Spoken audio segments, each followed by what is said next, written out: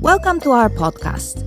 Let's Make History Together is dedicated to Springfield, Ohio. We are a coalition of community members who are actively shaping a new, bold vision for our city. We are doing so through an initiative called Springfield 2051. Welcome to Let's Make History Together, a series of podcasts exploring ideas and strategies that will shape the future of our community over the next generation. I'm Kevin Rose, a community historian with the Turner Foundation, also the executive director of the Hartman Rock Garden. And today we're focusing on one of the 7 pillars that has been identified in the Springfield 2051 process, and that is creating youth opportunities. So joining me today are 2 people that I think can bring an important perspective to this discussion. Andrea O'Connor is the Director of Grants Management at the Wilson Sheehan Foundation. So Andrea, welcome.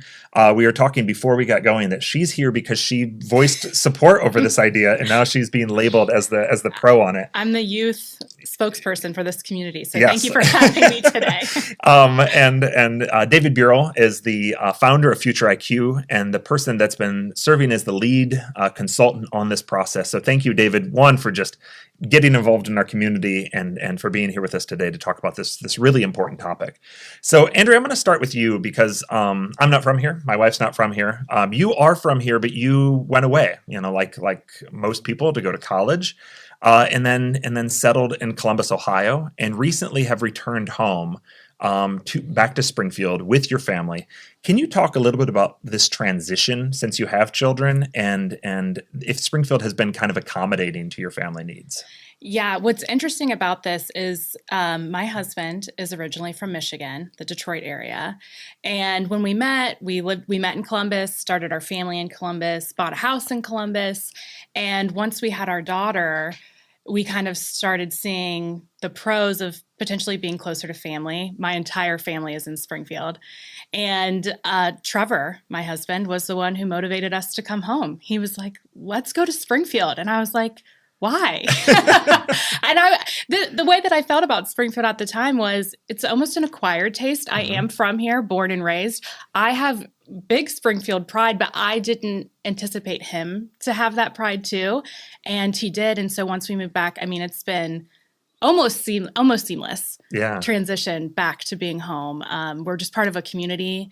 It's comfortable. It's easy. The house that we could afford here was significantly better than anything we could have afforded in Columbus. And so it's been a good transition. And I do think part of that is because I'm from here. So I immediately got connected to all of Springfield's opportunities because I knew that they were there. But that's part of what makes it so great is we just jumped right in both feet and got involved in Springfield. So I feel a bit like a hypocrite when I talk about that people need to move back to their community, right? Because I left my community. And I'm not going back to it. I'm not. I'm up to visit family on occasion. But it's interesting because it's a different dynamic with Springfield, because when I look at what keeps us here, what makes this community great, it's all things that my town doesn't have, right? So it's, I think, a different proposition to move back to Springfield because there is that quality of life that you don't get everywhere. And again, for those people that are watching that are from my hometown, I mean no disrespect to it, but there's just certain things that a mid-sized city offers that you don't get everywhere. And even in Columbus, I used to live in Columbus, and I love Columbus. It's fantastic, and I love that we're only 45 minutes away. But there's this pace of life here and this connectedness to natural resources and all those things. And I know we'll get some into those.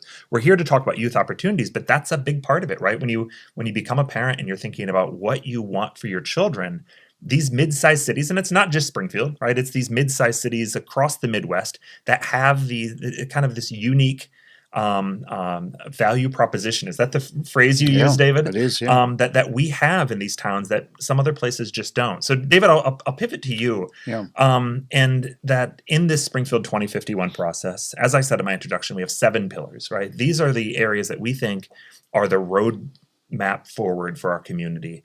And one of those things that rose to the top, in part with Andrea's voice in those meetings, but I think a lot of parents in the room focused on this, but also people that have been in these sessions listening that were really pushing the need for this because it came up so much. Can you talk a little bit about what you've heard in this community that led this to be one of those 7 pillars? Yeah, so thanks, Kevin. Let me just back up and give a little bit of context here, right? So what we're calling these strategic pillars, there's 7 of them, they're key focus areas, right? And they're the areas that we, through the process of the community engagement and then the deliberations with the steering committee and the advisory group, they were the ones that rose to the top as what we saw as the highest priority areas to act on that would allow us to achieve this preferred future.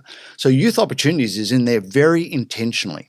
And it responds to several things, right? So I think one is like a current real world reality, and one is a big strategic opportunity. So almost all of these pillars have a little bit of that flavor of, there's an immediate kind of need we're addressing or opportunity we're addressing, and they're also fulfilling a major strategic role in our future. So if I look at the immediate component, so we actually went and spoke to a lot of youth in our listening sessions. So we went to the high schools and, we had met with young athletes and all sorts of interesting stuff, right?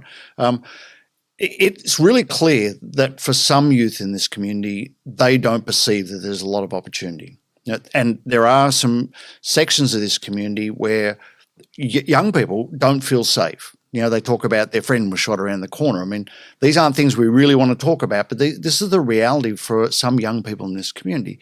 So I think addressing the opportunity for youth and thinking about how to create an environment for young people to thrive is really important. And for some people in this community, they're already in that situation. But I think as we think about Springfield 2051, we're taking that larger macro view of the future of this whole community. So I think that's a really important sort of data point. But there was also a lot of comment from young people about they wanted to really immerse themselves. They like this community, they like being here, but they also want to see those greater set of sort of diverse experiences and so on. So I think that was a call from young people. The other part, which is the more strategic part, is that we would have all heard of this, but communities and cities like Springfield are really in a talent attraction game. And, I've been to businesses in this community that are really fantastic, high advanced manufacturing, doing unique, nationally important work, have trouble getting good employees. And so I think creating the pathways and being able to develop young people to fulfill those future strategic economic opportunities is really important. It's about having people having that skill set to go into those jobs that people are looking at creating. And we've had discussions about what some of those areas might be. So I think that, and you already have some of the building blocks like the STEM Academy and things like that. But I do think that there's continued work to be done to connect the education system and create those pathways so that young people can see that there are a whole range of pathways about how they can have a really vibrant, robust life here, and they can develop themselves in their career or their profession or their vocation, whichever way they want. But it's being able to lay that out and have young people see that this community is taking care of that and giving them choice for the future. They may not all choose to stay, but there are those who may or may want to come back, but they can see those pathways. So I think there's those two elements, right? So one is that immediate sort of addressing needs and creating a better quality of life for young people. And then the other part is, being able to create the environment where young people can see a future for themselves in a community that's, important to everybody. So David, back to you on this next question. Andrea, if you want to chime in the listening sessions, it was one of our earliest sessions. We had a parent say, and we've heard it again and again, that Springfield has ample opportunities for youth, right? That this town is just filled with opportunities. And I know as a parent, we do, right? Yes. I'm taking my kids all over the place. Like literally, that's my evening tonight is driving them from one activity to the next. We have youth symphony, club sports like soccer and football, swim, top-notch dance programs, theater groups, 4-H, like the list goes on and on. But then in other sessions, we heard people say, listen, yeah, that's great if you have the time as a parent to be able to drive them around. You're not working third shift, second shift, and you have the financial resources to be able to invest in these. So these opportunities are not available to all youth, right? And I think anyone who kind of has been around the community understands that and sees that. What can we be doing when we talk about youth opportunities? What can we do to ensure that all of Springfield's residents have access to these extracurricular opportunities? Yeah. So two things I'll comment on this is that I think there's a distinction between what you might call structured opportunity and unstructured opportunity. So I think what that particular parent was talking to was a lot of structured opportunity. Now, with structured opportunity, that means you've got to be able to get there and do all those things, right? And the community can figure out how to help sort of ease or lower some of the barriers for students who may want to participate in certain ways, but they have different, household situations and so on, right? I think also young people talked a lot about unstructured opportunities, and that's kind of the fun that you have, right? And so what I heard young people talk about was they really enjoyed the activation of spaces like the downtown, where there are free events and festivals and they can go and just hang out and, go to music shows and things like that. I think that's really important. And it's obviously not just for young people, but for young people in particular, those unstructured opportunities where they get to have enriching experiences and get to see and do different things, and the cost barrier is very low. And in fact, the fact that a lot of events here are free was something that young people at high schools talked about over and over, was a real appeal, right? So I do think we have to think about, as we sort of think about what are our sort of action ideas around youth opportunities, we've got to think structured. How do we make sure that they're available and the barriers are removed? But we also have to think about how do we activate experiences in the community so that we have those unstructured opportunities. And we all know that if with young people, young people are full of kind of energy and activity, right? If you don't create sort of organized outlets and you don't create sensible unstructured opportunities, well, we're going to get into trouble, right? So I think it's really important for the social health to get those things in balance. Yeah, I think for Andrea and I, that's nothing we're thinking about necessarily, because we have young kids that the idea of unstructured is maybe play in the backyard more than anything, but it's going to become a bigger factor as our children age and enter those scary teenage years. Oh, I'm not ready for that. I've got a 3-year-old and a 5-year-old, and that's enough for me right now. But talking about the unstructured activity, I think some of it's cultural, and I don't know how to address that. Kids, my mom talks about playing kick the can. They would just go from place to place, run around people's backyards, and I would love to see that happen again. I would love for my kids to want to ride their bike to their friend's house and play in their backyard and come up with their own games and their own rules and without the parent supervision, So I do think that's something, that's an uphill battle, the culture of it all, but also places like the mall, that's unstructured something. I used to get dropped off at the mall. I'll pick you up in a couple hours. And the world was our oyster in the mall. So we need a hub. We need somewhere to go. Outside of a physical space, we have parks throughout this entire community, and I think that's somewhere that we need to invest. Like, put your money where your mouth is, invest in the parks, because if kids feel safe to go to the park, if they feel comfortable going to the park to play, they're going to go there. My mom also used to talk about going to Snyder Park for hours. Sun would come up, they'd play tennis there all day. And now we have the pickleball downtown, which I think is fantastic. And I've gone and played, and I'm not any good, but I'm having a lot of fun. So I just think things like that. The pickleball downtown I thought was great. I know that was controversial, but I am pro pickleball downtown, and I would love to see more of that.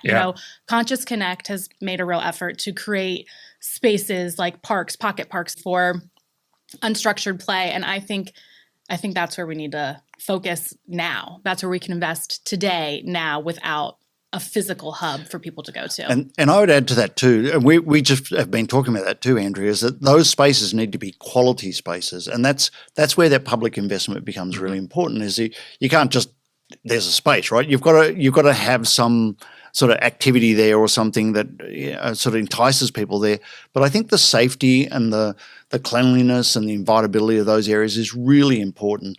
But also the activation too. I think communities are increasingly looking at how they activate locations. And what I mean by that is that you put on programming.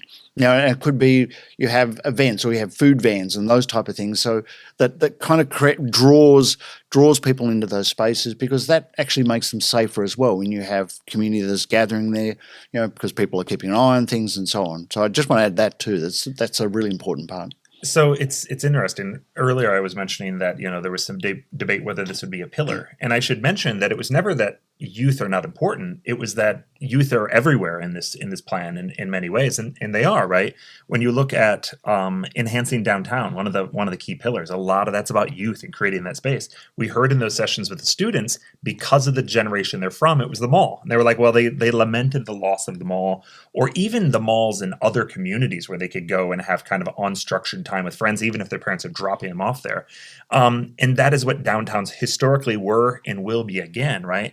And natural assets, recreation. We talked about it in that podcast about how important that is. And Andrea, you mentioned a second ago, elevating arts and culture. A lot of these, youth is a key component. I'm really glad we called it out as its own pillar, because the idea that we're just going to trust that each one of these pillars are going to put enough emphasis, I think having strategic discussions around youth is really, really important, and making sure they can go back to those other pillar groups and being like, listen, here's some of what we're thinking in the work that we're doing. So I love the interconnectivity of all of this and how we need all of it to succeed, to really see these opportunities come along, and just how important that is. So Andrea, I'm gonna pivot back to you. You work at a family foundation. I work at a family foundation as well. We've talked about in other podcasts about how important these family foundations are to the successes that we're seeing in a community. When we list, we've talked about it a lot, that a lot of the things that people have said that they're proud about in Springfield over the last 25 years, I should say that they're proud about, have happened in the last 25 years. And a lot of those have happened because of philanthropic investment, both at the community foundation and at family foundations.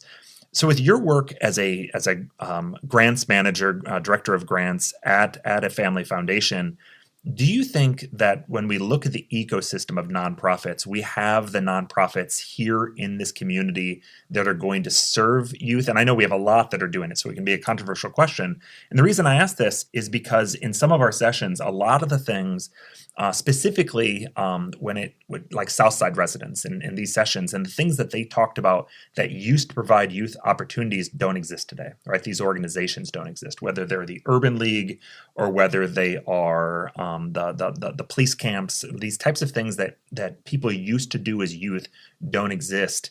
And there was the question of, well, do we need to look at what other communities are doing, or do we need to take our nonprofits that are already here and help them evolve to be able to provide youth opportunities? Do you think there's a healthy balance there, or what do you think that future looks like in terms of the nonprofit sector? Big question. That's a really big question, and it wasn't on my list, Kevin. I think what we have are a lot of good nonprofits, but they are kind of niche, serving niche communities, giving opportunities to specific needs for youth. For example, Project Jericho. Mm-hmm.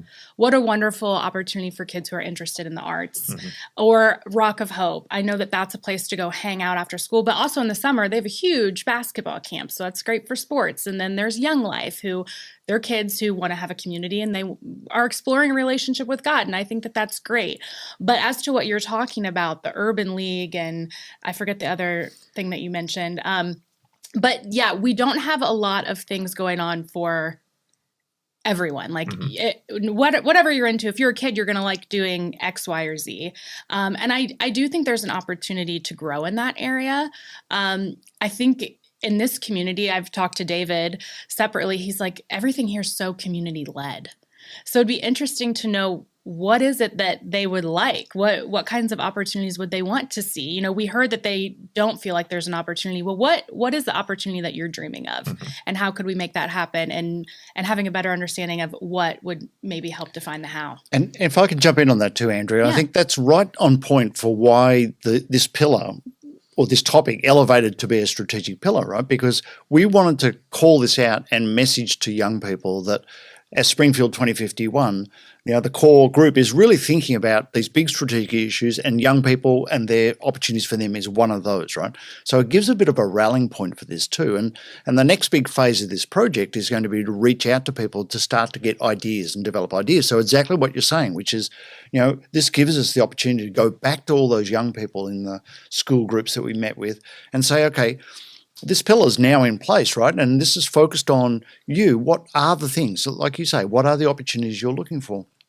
And I do want to add one thing too, is that, like, as an acknowledgement, actually, I was really astounded by the quality of support that so many of the teachers in the schools are providing and the school systems are providing for young people. I mean, we did sessions with, a number of different interest groups in different schools, and students are working on everything from doing data analysis on the survey results, through to these listening sessions. So, I mean, I think there's so many strong building blocks here, and so many people who are very thoughtfully thinking about young people and helping mentor them and helping them give opportunities for sort of strategic, thoughtful discussions.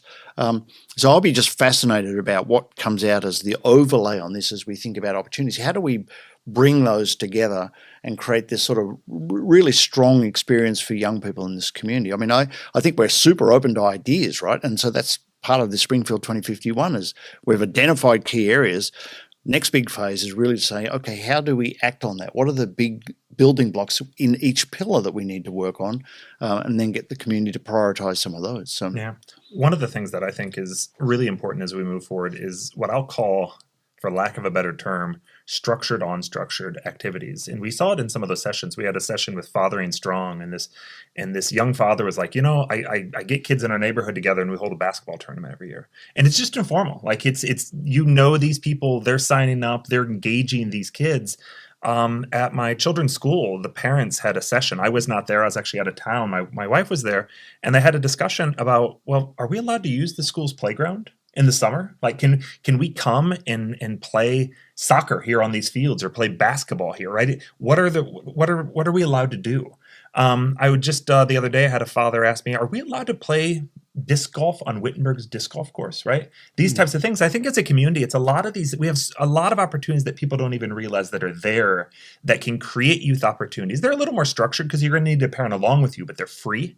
You just don't know if you can access them, if you can do these things, if you can participate in these things, and finding ways forward of creating, of making sure that people know of these resources that are out there, that we invest in these resources. That same father that at the beginning of my story also said that they take care of the courts and fix these things up. Well, what can we do as a community to make sure they don't need to do that, right? That these courts are already in a good shape.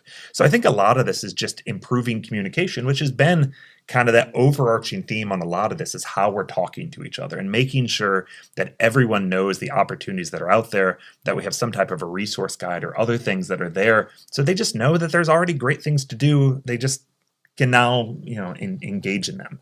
So Andrea, I'll throw the final question to you in that, you have small children. By 2051, I hate to scare you, they're going to be out of college by that point and possibly have young children of their own, right? Oh, in 25, I know. That's me as a grandma. You realize that? I do, but it's a possibility, right? Maybe my kids are a little bit older. True for me as well, right? That I hope this is a town they want to live in. But for those kids, so let's say your grandkids in 2051, what opportunities do you hope that they have that might not exist in Springfield today? I want them to feel safe. I want them to feel a part of this community. And I want them to have spaces to go, a pizza shop, an arcade, a park. I want them to have those spaces that they go where they feel comfortable going. Just like you're saying, are we allowed to go to the school basketball court? Of course you can. And I want them to always know that they can. I want them to feel like they are supposed to be here, that they're wanted. And I want them to feel an immense sense of pride that they are from Springfield, Ohio, the best city in the world, because that's how I feel. I truly feel that way. And, that's my dream right there, is that it's just a community that they're comfortable in and they're passionate about. And that would be a dream come true. Well, thank you. And now it's our task to make that a reality, right? Yes. So I encourage everyone who's watching and listening to this podcast to get involved in this process. Youth opportunities is a key need in this community, a key asset that we have. And if you want to see certain changes, this is not a closed door process, right? This is about the community coming together. We've had listening sessions, we've had visioning sessions, and now we're not going to go behind closed doors and figure out what we're going to do. We're taking it back to you. So if you want to be involved in this process, go to springfield2051.com, like us on Facebook, follow, read in the local newspaper the opportunities to come together, because we're going to have more strategic discussions. Now these are about what we should be doing to address these topics. So get involved. We definitely want your input. So until then, thank you for joining us, and we'll see you next time.